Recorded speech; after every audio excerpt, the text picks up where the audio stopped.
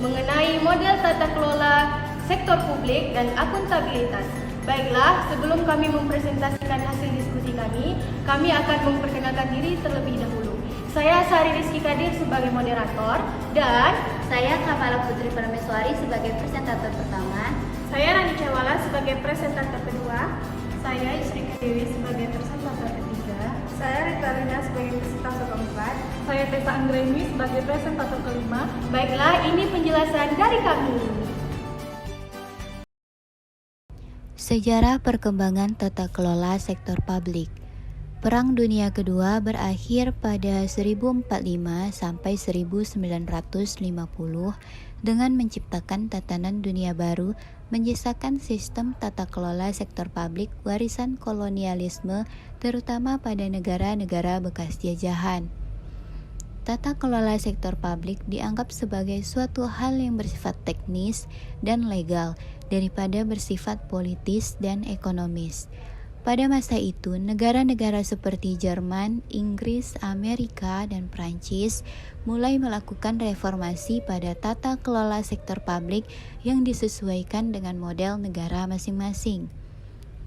Pada akhir tahun 1960 dan awal tahun 1970-an, gagasan pemikiran reformasi tata kelola sektor publik berkembang di Amerika, Inggris, dan Prancis. Reformasi tata kelola sektor publik tersebut didasarkan pada prinsip rasional strategic policy making dan evaluation.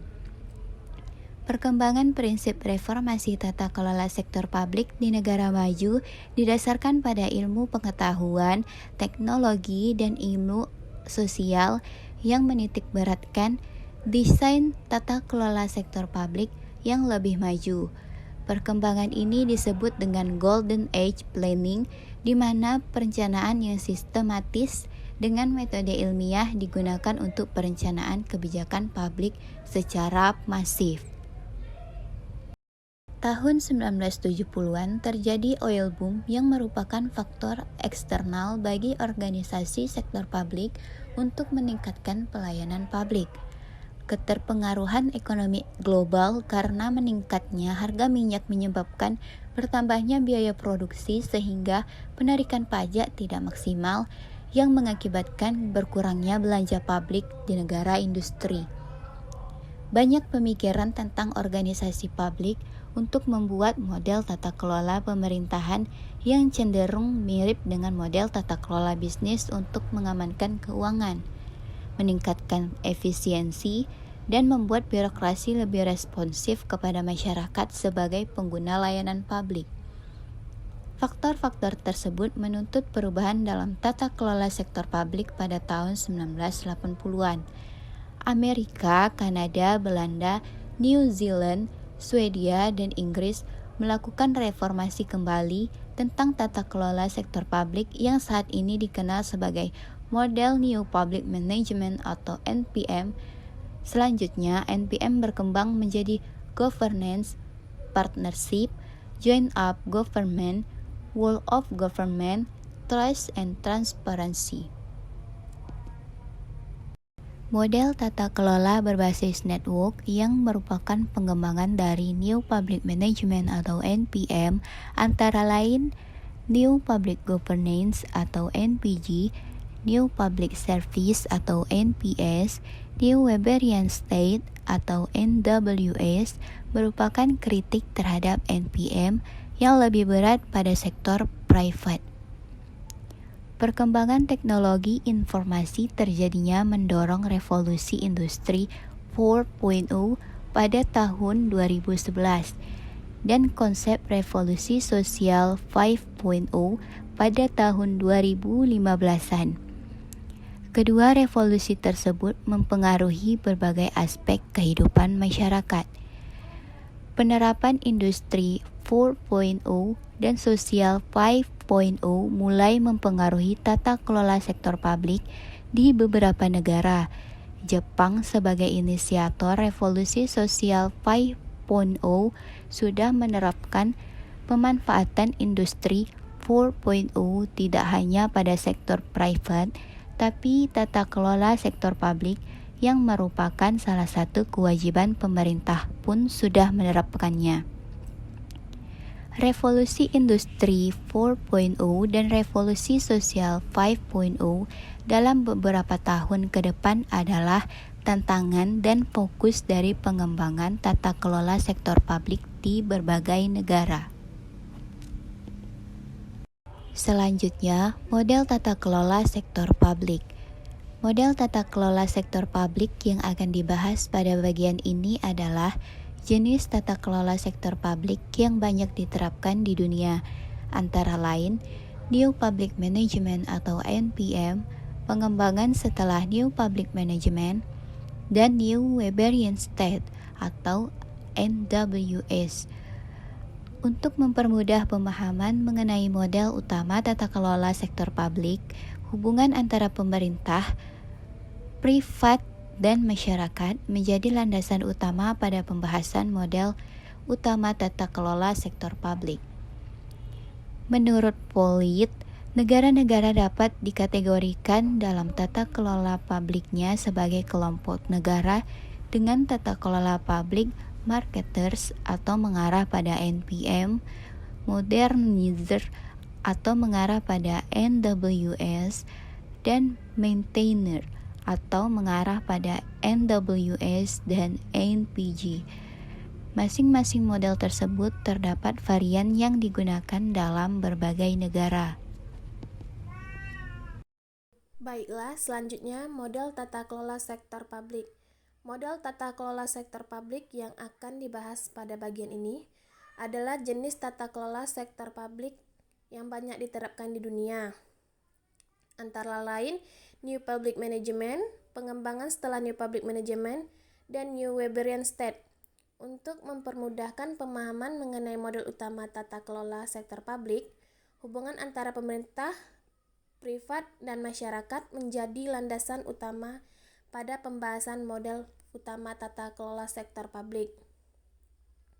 Menurut Pollitt, negara-negara dapat dikategorisasikan dalam tata kelola publiknya sebagai kelompok negara dengan tata kelola publik marketers, modernis, dan maintainer.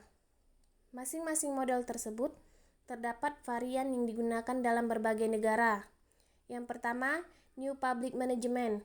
New Public Management adalah manajemen sektor publik yang berfokus dan berorientasi pada kinerja, bukan berorientasi pada kebijakan. NPM menggabungkan New Institutional Economics dan Managerialisme. New Institutional Economics memberikan doktrin-doktrin tata kelola sektor publik tentang contestability, user choice, transparansi, dan struktur insentif.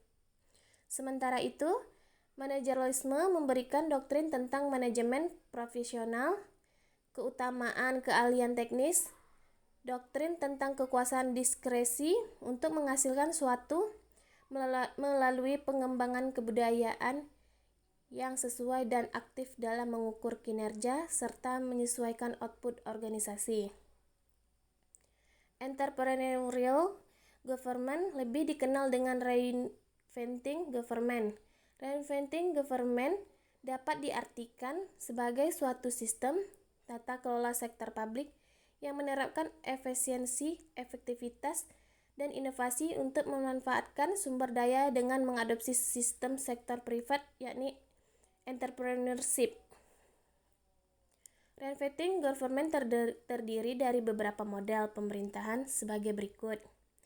Yang pertama, pemerintahan katalis, yakni model pemerintahan yang fokus pada pemberian pengarahan, bukan produksi pelayanan publik. Yang kedua, pemerintah milik masyarakat, merupakan model pemerintahan yang menitikberatkan upaya pemberdayaan masyarakat daripada melayani.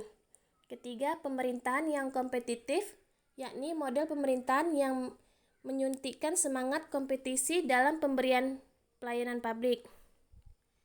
Yang keempat, pemerintahan yang digerakkan oleh misi, yakni model pemerintahan yang mengubah organisasi yang digerakkan oleh peraturan.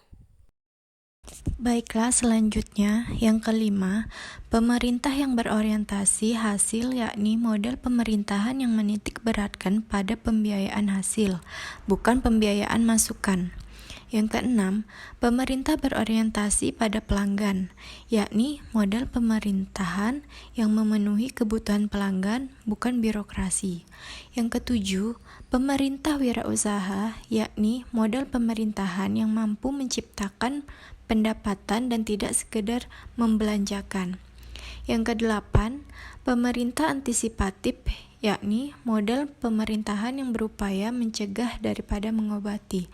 Pemerintah tradisional yang birokratis memusatkan diri pada produksi pelayanan publik untuk memecahkan masalah publik. Yang kesembilan, pemerintah desentralisasi, yakni model pemerintahan yang mengembangkan pendekatan dari hierarki menuju partisipatif dan tim kerja. Yang kesepuluh, pemerintah berorientasi pada mekanisme pasar, yakni model pemerintahan yang mengadakan perubahan dengan mekanisme pasar atau sistem insentif dan bukan dengan mekanisme administratif atau sistem prosedur pelanggannya. Selanjutnya, reinventing government atau yang dikatakan sebagai pengembangan NPM memiliki peran menjadi steering, yaitu pemerintah memfasilitasi dan menjembatani keinginan masyarakat. Selanjutnya, empowering, yaitu pemerintah merupakan milik masyarakat, sehingga pemerintahan hanya memberikan wewenang dibandingkan masyarakat. Selanjutnya, meeting the needs of customer, not the bureaucracy, yaitu fokus orientasi pemerintah adalah pelanggan dalam upaya memenuhi kebutuhan pelanggan, yaitu masyarakat. Selanjutnya, earning, yaitu pemerintahan yang berwirausaha dan mengutamakan hasil daripada penyerapan anggaran belanja.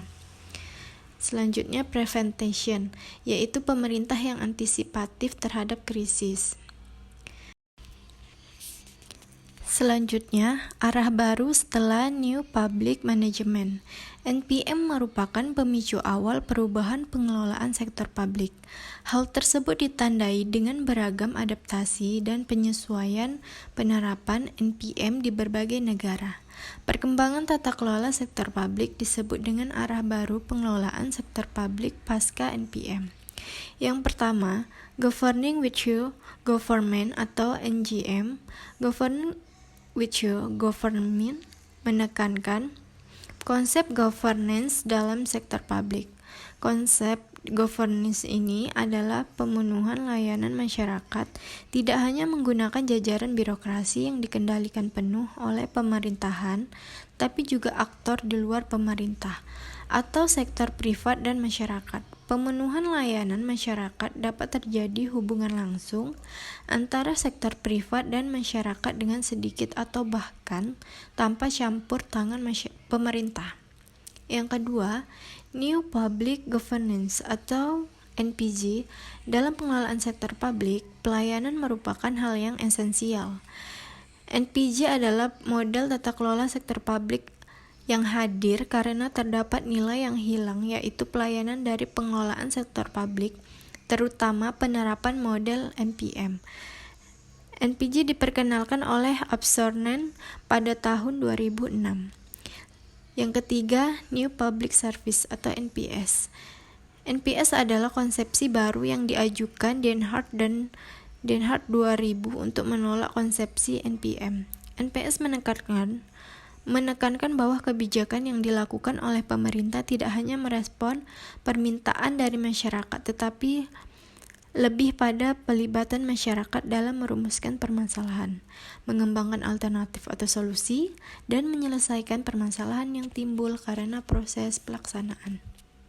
Baiklah, selanjutnya Neo-Webrian State atau NWS, sebuah model baru yang dirumuskan oleh Pollitt tahun 2004 setelah memperhatikan tata kelola sektor publik di beberapa negara Eropa kontinental.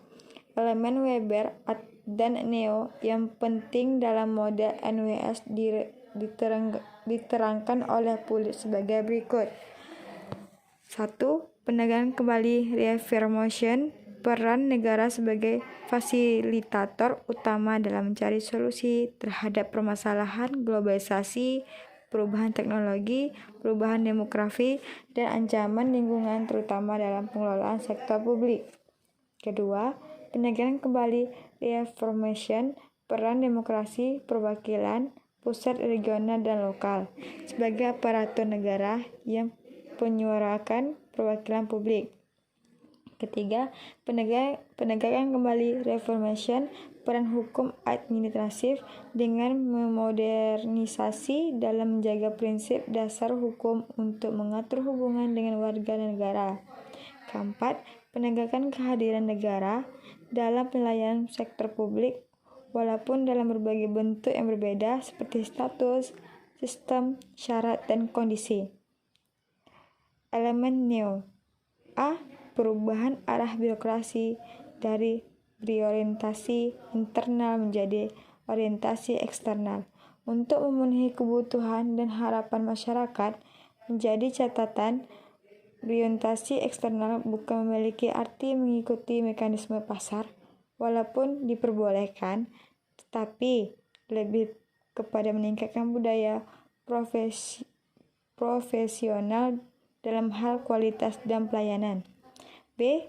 Menambahkan peran demokrasi. Pejabat publik adalah wakil yang berperan sebagai penyalur aspirasi masyarakat.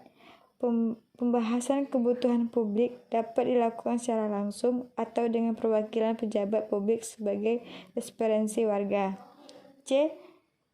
Modernisasi tata kelola sumber daya oleh pemerintah, meningkatkan lebih berupa hasil daripada hanya mengikuti prosedur pelaksanaan. D. Pelayanan publik yang proporsional sehingga birokrat tidak hanya memahami masalah administrasi, tetapi juga sebagai orang profesional yang bertujuan untuk memenuhi kebutuhan masyarakat. Penerapan NWS dapat dilihat pada pengelola sektor publik di negara Jerman dan Prancis. Negara-negara Skandinavia memiliki penerapan yang berbeda, tetapi negara memiliki peran yang besar jika dibandingkan dengan model NPM atau minimal state. Penerapan NWS melalui diadopsi oleh beberapa negara di Eropa kontinental. NWS memiliki karakter khusus yang membedakan dengan NPM. Karakter tersebut yaitu: pertama, karakteristik strong state. Negara-negara yang baru mengadopsi sistem demokrasi menghadapi kesulitan besar dalam memastikan pembangunan berkelanjutan. Kedua, karakteristik stabilitas. Stabilitas yang penting pada negara yang sedang mengalami transisi ditinjau dari konteks politik yang tidak stabil, reformasi yang belum selesai, dan perubahan sistem negara. Dibutuhkan kemampuan dan kemauan yang kuat untuk menciptakan kestabilan politik dengan mendorong fasilitas dalam pengelolaan sektor publik. Ketiga, karakteristik regulasi. Pada periode transisi, ketidakpastian di masyarakat tinggi. Diperlukan peraturan dan regulasi untuk membimbingnya. Memperlakukan aturan tambahan akan kontraproduktif di negara-negara yang sistem demokrasinya belum stabil, di mana nilai-nilai dan prinsip-prinsip publik yang diterima secara umum belum ada.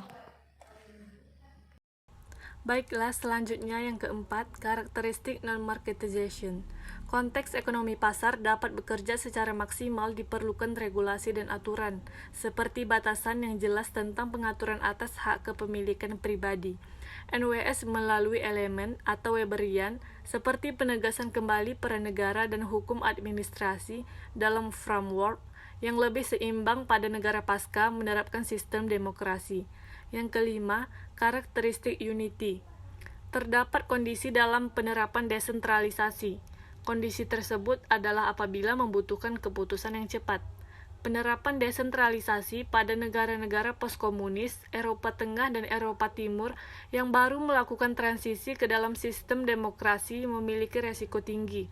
Sistem desentralisasi menuntut kemampuan dalam menjalankan badan-badan desentralisasi yang dibuat dan penilaian kinerja efektif. Yang terakhir, keenam, karakteristik rasional.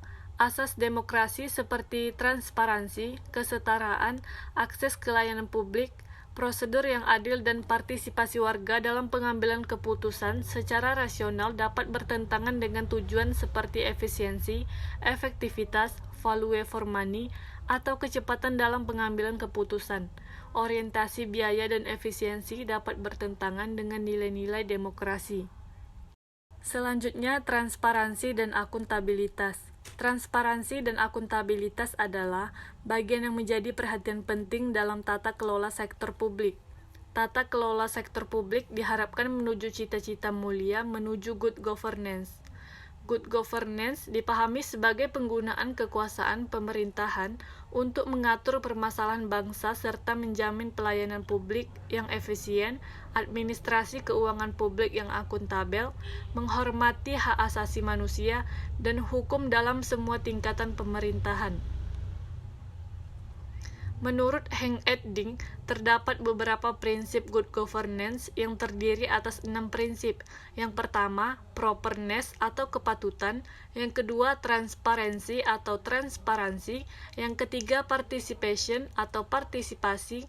Yang keempat, effectiveness atau efektivitas. Yang kelima, accountability atau akuntabilitas. Dan yang terakhir, human right atau hak asasi manusia. Unsur-unsur penting transparansi terdiri dari kejelasan prosedur, penyusunan yang jelas, publikasi dan pemberitahuan undang-undang serta keputusan, kewajiban untuk memberikan alasan dengan bahasa yang jelas, prediktabilitas tindakan atau perilaku otoritas publik, dan konsistensi dalam interpretasi dan penerapan hukum. Transparansi sebagai prinsip yang dapat dijalankan melalui dua sisi, yaitu aktif dan pasif. Sisi aktif artinya pemerintah harus menginformasikan kepada publik dengan sendirinya dan atas inisiatif sendiri.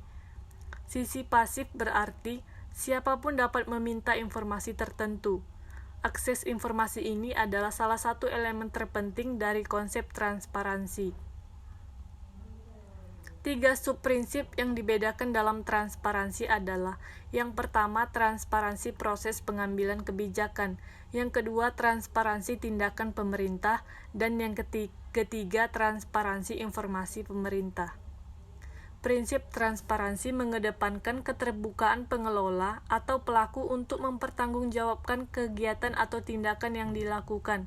Prinsip transparansi sebaiknya dilakukan secara menyeluruh, dalam arti pelaku membuka proses dan hasil bagaimana tata kelola dilaksanakan dan publik selaku stakeholder mengawasi dan mempertanyakan tindakan pengelola. Baiklah, materi selanjutnya adalah akuntabilitas.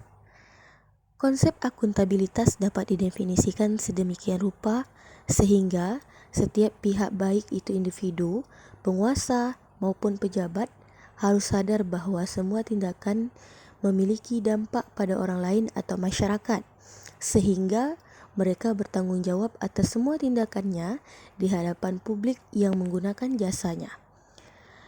Terdapat 2 jenis akuntabilitas, yaitu yang pertama, akuntabilitas keuangan, yakni akuntabilitas yang menitikberatkan pada pertanggungjawaban integritas keuangan dan kepatuhan terhadap peraturan perundang-undangan. Hal tersebut dilakukan untuk mengurangi praktek-praktek penyimpangan, kecurangan, dan korupsi, kolusi, nepotisme. Yang kedua, akuntabilitas kinerja, yakni akuntabilitas yang memfokuskan pada aspek kinerja dalam kaitannya dengan pertanggungjawaban atas penggunaan sumber daya publik secara efisien, ekonomis, dan efektif, sehingga dapat memberikan pelayanan yang berkualitas sesuai harapan publik. Terdapat 5 langkah dalam accountability. Pertama, beralih dari akuntansi ke akuntabilitas, yang mengacu pada transformasi fungsi pencatatan transaksi atau kegiatan tradisional dalam administrasi publik menjadi bentuk akuntabilitas yang lebih luas, yaitu ditujukan kepada publik dan masyarakat. Kedua adalah dari kepatuhan ke kinerja, yang mengacu pada transformasi kontrol keuangan tradisional. Istilah umumnya disebut sebagai value for money audit. Ketiga adalah dari akuntabilitas internal ke eksternal. Keempat adalah laporan tentang tujuan dan masalah keuangan ke pelaporan tentang berbagai masalah publik. Kelima, dari akuntabilitas vertikal ke horizontal. Langkah ini lebih berkaitan dengan perubahan karakter relasi dalam organisasi yang mencerminkan perkembangan dan pembangunan masyarakat yang lebih luas melalui peran pemerintah.